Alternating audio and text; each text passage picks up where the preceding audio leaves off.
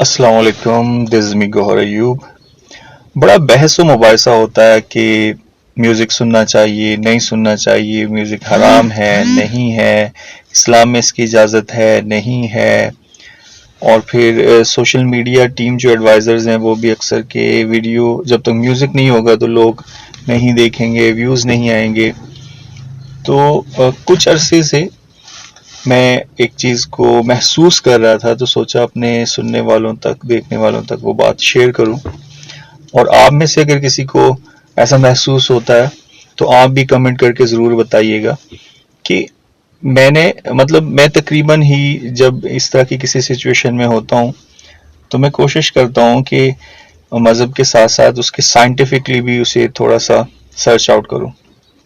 तो मैंने ये सर्च आउट किया कि जब हम म्यूज़िक सुनते हैं तो हमारे अंदर क्या फीलिंग्स पैदा होती हैं।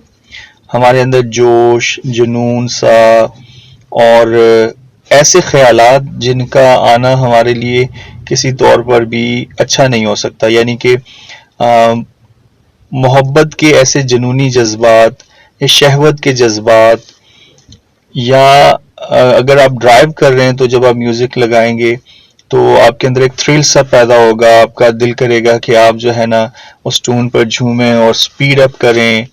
और इस तरह की चीज़ें मैं महसूस कर रहा था कि तो फिर मैं जब इसको मज़हब के रेफरेंस में देखा तो कुछ उलमा का ख्याल था कि मौसीकी हराम है। कुछ कहते हैं कि जी ऐसा है कि नबी करीम सल्लल्लाहु अलैहि वसल्लम ने जो दब था उसकी इजाज़त दी। फिर कुछ नाते हैं जो ट्यून्स पर हैं।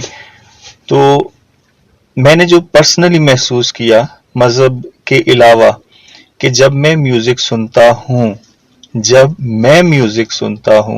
तो मेरे अंदर अच्छे ख्यालात कभी भी पैदा नहीं होते, शहवत के ख्यालात पैदा होते हैं।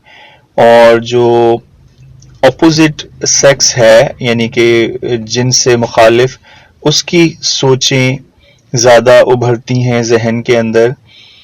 या फिर मैं एक ऐसी कैफियत में गिरफ्तार हो जाता हूँ जिसे आप हिजान की कैफियत भी कह सकते हैं, या इमोशनल एक ऐसी सिचुएशन होती, एक ऐसी कैफियत तारी हो जाती है कि जिसके अंदर सही और गलत की तमीज़ कम हो जाती है। और मेरा दिल करने लगता है कि कोई मुझसे मीठी मीठी बातें करे, मैं उससे बातें करूं, मैं उसके साथ घूमूं, वो मेरे साथ घूमने जाए, या हम कहीं आउटिंग करें, तन्हाई में वक्त गुजारें, या इस तरह की जो फीलिंग्स हैं वो परवान चढ़ती हैं। तो फिर मुझे समझ में आया कि क्यों मौसीकी को कॉल ऑफ शैतान कहा गया है। शैतान की जैसे जैसे नमाज के लिए अजान की आवाज आती है या तिलावत की आवाज होती है, कुरान की आवाज तिलावत की आवाज जो है वो आपकी रूह को अपनी तरफ बुलाती है। तो जो मौसीकी है वो आपके जिस्म को नफसानी ख्वाहिशात की तरफ खींचती है। मैंने ये महसूस किया। तो मैं उसकी वजह से फिर जब मैं इसे मजीद डीपली इसको स्टडी करता गया, साइंटिफिकली भी और मज़हब के रेफरेंस में भी, तो और फिर मैंने उसमें अपने आप को फिट करके देखा कि मेरे साथ क्या होता है जब मैं मौसीकी सुनता हूँ। जब मैं तन्हाई में हूँ और मौसीकी सुन रहा हूँ तो फिर मुझे गलत किस्म के ख्यालात आएंगे।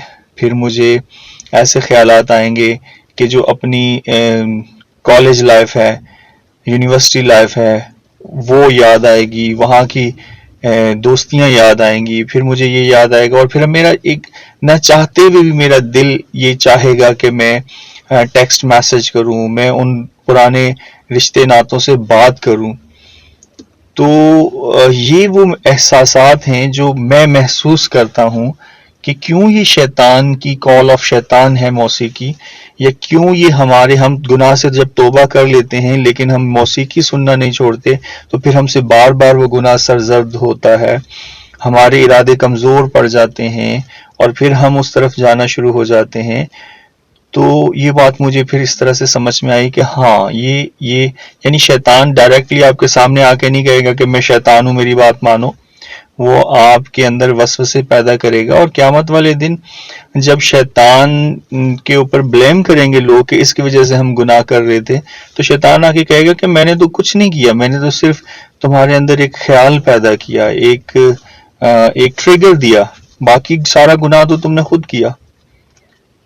تو یہ بات مجھے سمجھ میں آئی، اور مجھے میرا دل چاہا، میرا دماغ چاہا کہ میں اپنے سننے والوں تک یہ بات پہنچاؤں کہ سائنٹیفکلی بھی آپ محسوس کر کے دیکھ لیجئے گا کہ جب ہم موسیقی سنتے ہیں تو ہمارے جو نفس ہے وہ کتنا آزاد اور طاقتور ہو جاتا ہے، اور وہ ہمیں کنٹرول کرنے لگتا ہے۔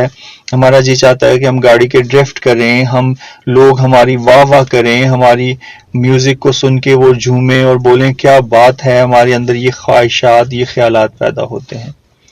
اور اسی طرح سے جب آپ تلاوت سنتے ہیں، نعت سنتے ہیں، اچھی والی جو نعت ہیں وہ سنتے ہیں، تو پھر آپ کے جو احساسات ہیں، جذبات ہیں، وہ بدل جاتے ہیں۔ تو دو قسم کی چیزیں ہو رہی ہیں، ایک میں جسم طاقتور ہو رہا ہے اپنے نفس کے ساتھ، اور دوسری میں یعنی کہ قرآن پاک کی تلاوت میں آپ کی روح جو ہے وہ طاقتور ہو رہی ہے، اور آپ کو یہ سٹرینتھ دے رہی ہے کہ آپ اپنا رشتہ اللہ تعالیٰ سے مضبوط کریں۔ تو یہ چیزیں میں ایکسپیرینس کر رہا تھا، تو سوچا کہ اپنے سننے والوں کے ساتھ بھی میں اسے شیئر کر لوں۔